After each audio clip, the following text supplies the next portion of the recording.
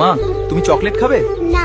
Juice খাবে? চলো তোমাকে জুস কিনে দেই। তোমার জন্য একটা ভালো কোল্ড ড্রিঙ্কস বা জুস আমি কিনে দেবো, চলো আমার সাথে। লক্ষ্মী সোনা, এই নাও তোমার জুস। চলো তোমাকে ওই জঙ্গলের দিকে নিয়ে যাই, ওখানে অনেক সুন্দর ফুল আর পাখি আছে, তোমার খুব ভালো লাগবে। তুমি খুব ভালো, আমি তোমার সাথেই যাব।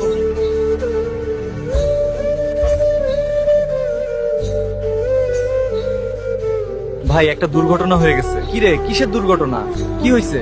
ভাই, আপনার মেয়ের সাথে কে যেন খারাপ কাজ করছে, ওইখানে অনেক লোক জমা হয়ে রয়েছে, তাড়াতাড়ি চলেন। কি কস তুই এগুলা? মা, কি হয়েছে তোর? মা, কথা বল মা।